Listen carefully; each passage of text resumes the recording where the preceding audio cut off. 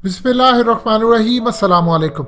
इस वक्त core commander conference हुई है और आप समझ लीजिए ये साल 2020 की सबसे ज़्यादा अहम, टफेस्ट और सबसे ज़्यादा इम्पोर्टेंट कोर कमांडर कॉन्फ्रेंस थी। इस सूरत हाल के अंदर ये कोर कमांडर कॉन्फ्रेंस का तब होना जब DGISPR ये कह दें कि सर पर आकर जंग खड़ी है, हमले पूरी तरह तैयार है। इस कॉन्फ्रेंस के अंदर जनरल बाजवा और ये तमाम जितने कोर कमांडर थे, डिस्कस किया गया सबसे बड़ा जो मैटर था वो ये था कि आज़ाद जम्मू कश्मीर, गिलगित बल्तिस्तान और दूसरे तीसरे इलाके, ख़ास तौर पर सी पैक के हवाले से इंडिया पूरी तरह हमले करने के लिए तैयार है और पूरी तरह इसको डिस्कस किया गया। जनरल बाजवा ने, जो इस वक्त आर्मी चीफ है, उन्होंने ओपनली ये बात कही कि तमाम की तमाम फौज पूरी तरह तैयार है और दुश्मन को मुंह तोड़ जवाब देने के लिए तैयार है। आप हर तरह से अलर्ट रहें और यही वक्त है कि अपनी मदरलैंड की हमने हिफाजत करनी है। हमने बिल्कुल इसी तरह इंडिया को जवाब देना है जो मिस एडवेंचर उसने 27 फरवरी को किया था।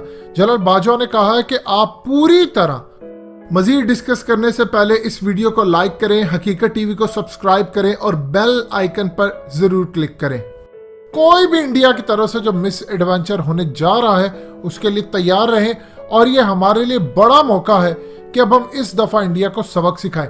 देखिए, ये कोर कमांडर कॉन्फ्रेंस कब हुई? ये उस वक्त हुई है कि जब चाइना ने अपना लास्ट बैच रवाना कर दिया। इस वक्त बर्फबारी पड़ना शुरू हो चुकी है पहाड़ों पर और चाइना ने हजारों टन गुड्स, जिसके अंदर उनके कपड़े थे, गर्म कपड़े थे, जैकेट्स थी, यानी खाने पीने का सामान, कोई ऐसी चीज जो इस वक्त वो प्रोवाइड कर सकते थे, उन्होंने कर दिया और ये लास्ट बैच उन्होंने रवाना कर दिया है। और अपने फौजियों को फुली मोटिवेट करते हुए उन्होंने कहा है कि ये जंग जीत कर आनी है आपने। देखिए, दो चीजों को और दो माइंडसेट को आपने समझना है। इंडियंस वहां पर जा रहे हैं डिफेंड करने के लिए, यानी वो अपना जो लैंड है, उनको पता है चाइना ने आकर हमला करना है, उनको पता है कि इन्होंने माइक्रोवेव एनर्जी वहां छोड़नी है, इन्होंने डायरेक्ट एनर्जी वेपन्स वहां पर छोड़ने। वहां पर इतना ज्यादा मोराल गिरा हुआ है, इंडिया इस वक्त पैनिक मोड के अंदर आया हुआ, उसको समझ नहीं आ रही होने क्या जा रहा है। चाइना ने जो अपना बैच रवाना किया, ये लास्ट है। इसके बाद इवन कि अभी भी बर्फ पड़ना शुरू हो चुकी है, लेकिन वहां पर इसके बाद गुंजाइश नहीं है कि आप कोई सामान रवाना करें।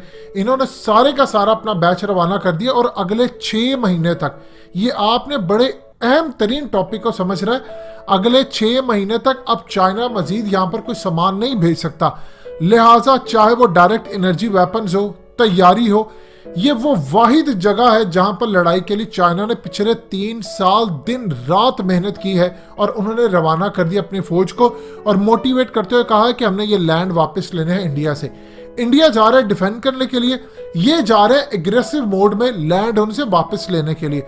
लिहाजा इस सूरत हाल के अंदर इनको पता है कि अगर हमने इंडिया के वहां पर जाकर लैंड पर कब्जा कर लिया तो फिर हम फातिहा करार पाएंगे। इसीलिए चाइना ने पूरी तरह वहां पर जो मोटिवेशनल स्पीकर से उनको बुलाया और एक एक फौजी को, आप हैरान होंगे ये बात जानकर, कि उनको गाइड किया, उनको 1200-1500 साल पुरानी अपनी बताई हिस्ट्री, नक्शे दिखाए कि ये हमारा नक्शा था, ये लैंड हमने लेना है। देखिए, पूरी दुनिया हम पर हमलावर होने के लिए तैयार है। अगर आज हमने इंडिया को शिकस्त ना दी तो फिर आप अपनी अगली नस्लों को बचा नहीं पाएंगे, और अगर आप अपनी अगली नस्लों को नहीं बचा पाएंगे, पूरे का पूरा चाइना आपकी तरफ देख रहा है, टेक्नोलॉजी आपके पास है। फिर साथ कंपेयर करके बताया कि देखिए, भारतीय फौजियों के पास खाने को कुछ नहीं, उनके पास सामान नहीं, हमने आपके लिए थर्मल जैकेट्स बनाई जिनका वेट देख लें कितना कम है।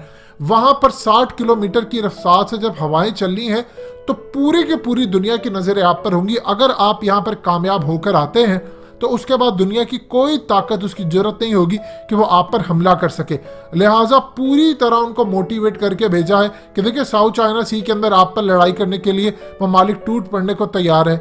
पूरी तरह उनको बताया है कि ये वो वक्त है, अगर आप यहाँ पर कामयाब हो जाते हैं, अगर आज हम पूरी तरह इंडिया को शिकस्त देने में कामयाब हो जाते हैं, पहाड़ों पर कब्जा कर लेते हैं, तो फिर दुनिया की कोई ताकत चाइना को शिकस्त नहीं दे पाएगी, क्योंकि बड़े बड़े ममालिक फिर खुद ही पीछे हट जाएंगे।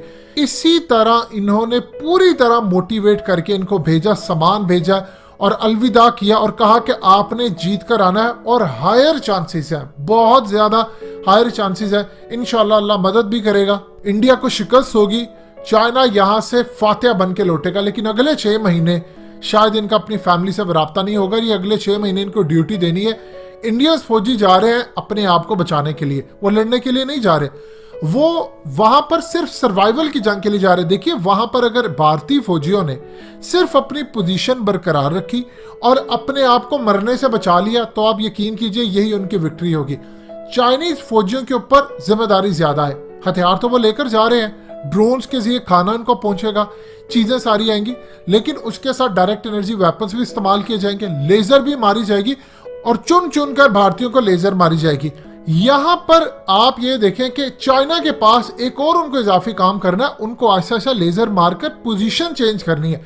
यानी जहां पर भारतीय उनको गिराना है, मारना है, इवन के कई जगह पर ऐसा होगा कि तोदे ऊपर से लेजर फायर करेंगे, वो नीचे से गिरेंगे और भारतीय फौजियों को मारेंगे, फिर जाकर कब्जा करना है। ये अब आपको खबरें मिलेंगी।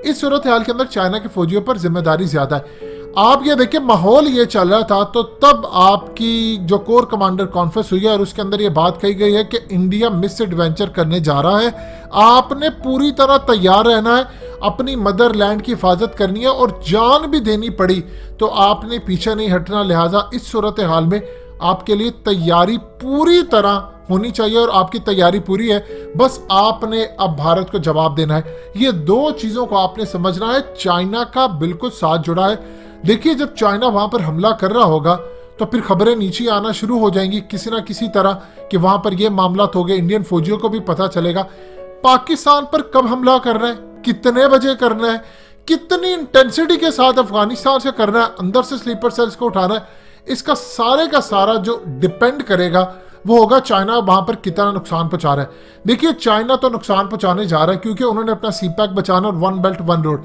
आज अगर वो सी पैक को कामयाब नहीं करते तो पूरी दुनिया के अंदर वो अपना माल नहीं बेच पाएंगे। वो वन बेल्ट वन रोड जो उनका BRA प्रोजेक्ट है वो फेल समझे आप, तो इसीलिए उनको सी पैक को कामयाब करना है और उन्होंने अपनी जान लड़ा दी है कि अब ये लास्ट चीज है हमने करनी है। इस सूरत हाल के अंदर पाकिस्तान पूरी तरह तैयार है।